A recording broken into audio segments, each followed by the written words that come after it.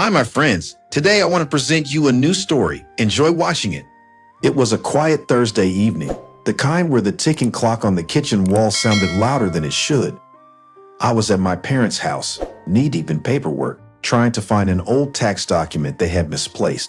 Again, my mother, as usual, had shoved everything into a chaotic mess of folders inside the cabinet by the dining room, convinced that important things will turn up when you stop looking for them. I sighed, pulling out another overstuffed folder. Receipts, bank statements, and a few greeting cards spilled onto the floor. Just as I was about to move on, my eyes caught something strange.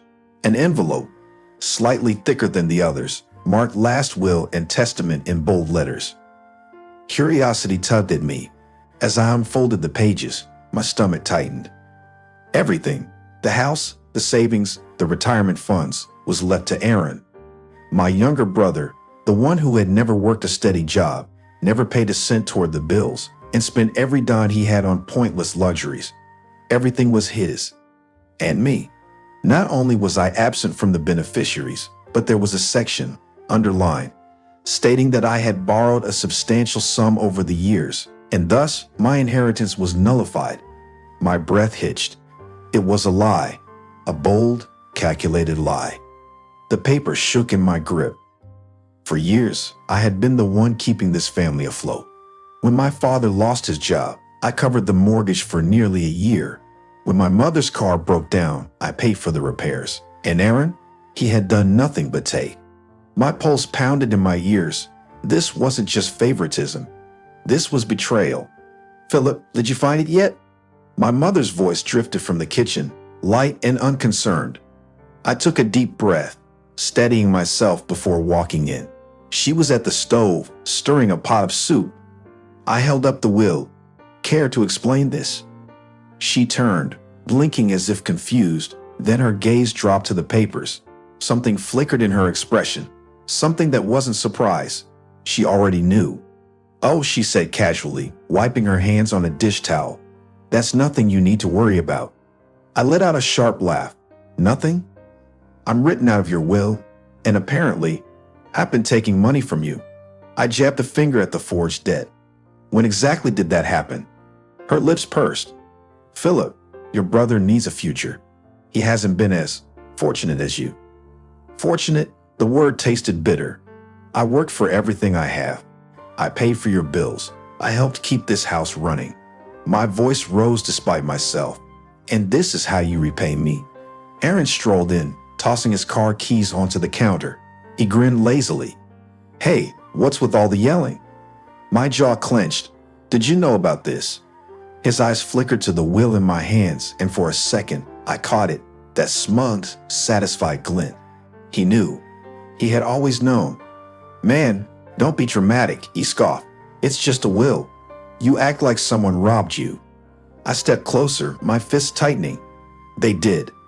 And with that, I walked out, knowing everything was about to change. I didn't sleep that night.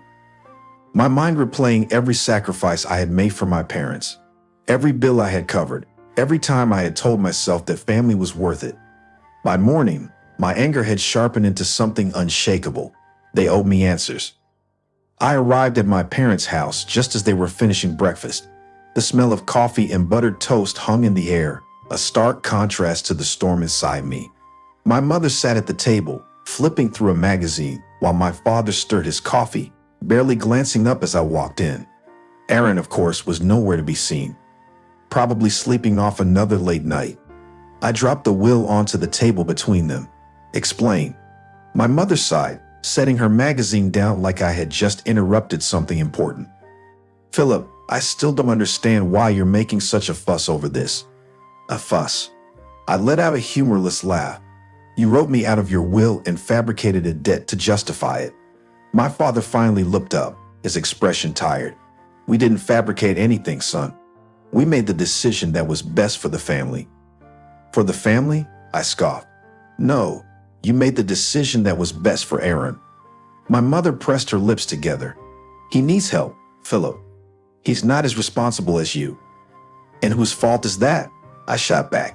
"You've spent his entire life making excuses for him. When he dropped out of college, you said he'd find his path. When he refused to get a real job, you said he was just figuring things out. And when he spent the money I loaned him on a luxury car instead of rent, you told me I should be more understanding. My mother stood abruptly, hands on her hips. You don't get to stand there and judge us. We are still your parents, and we don't owe you anything.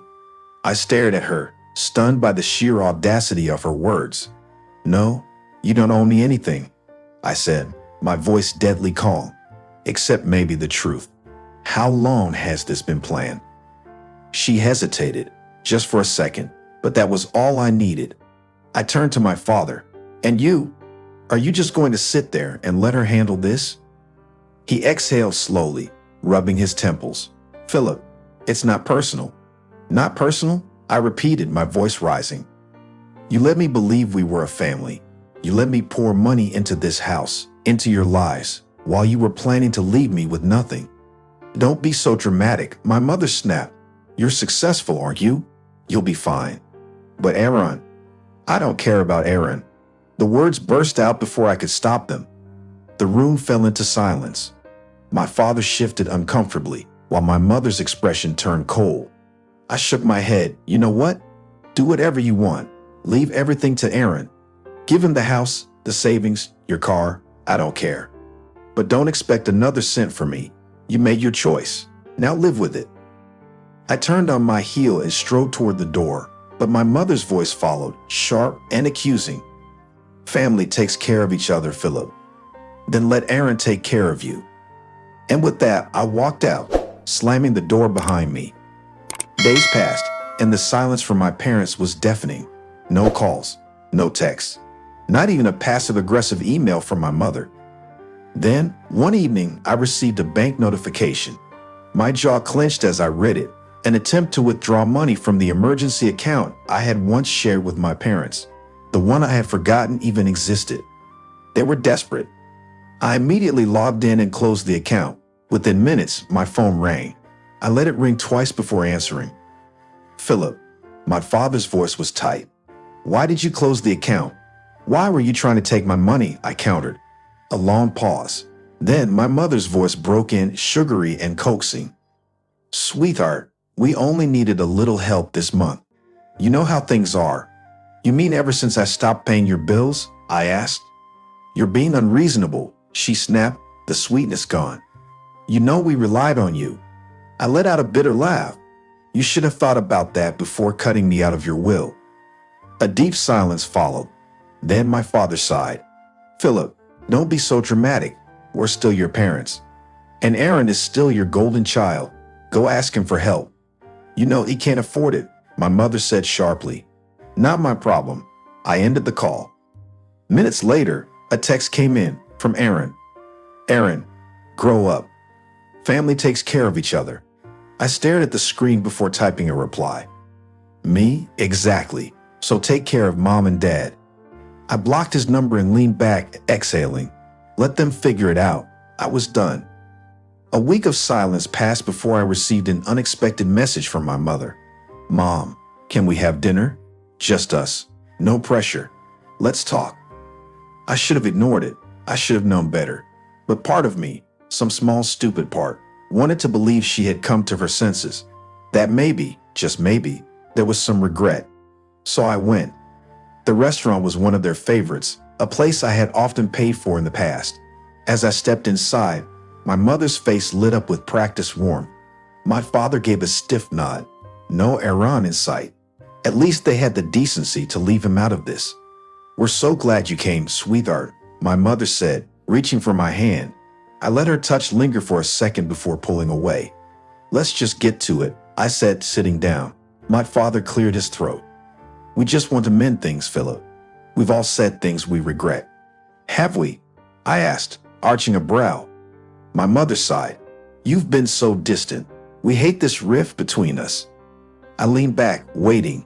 This wasn't the real reason I was here.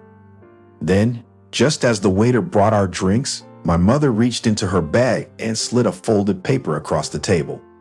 I didn't touch it. What's this? A small favor, she said, all innocence. I unfolded it. My stomach turned. It was a mortgage notice, past due, thousands behind. I let out a hollow laugh. So that's why I'm here. Philip, my father said, voice low. We thought you'd understand. Just this once. I shook my head, folding the paper neatly and setting it back down. You made your choice. I made mine. Philip, please, my mother whispered, voice trembling. We could lose the house. Then ask Aaron, I said coldly. My father's jaw tightened. My mother's eyes filled with tears, but I had seen this performance before. I stood, tossing cash on the table for my drink. Dinner's on me, but that's the last cent you'll get. As I walked out, I didn't look back. I didn't need to. I already knew exactly what I was leaving behind. The final message came late at night, a desperate plea. Mom. Philip, we have nowhere else to turn.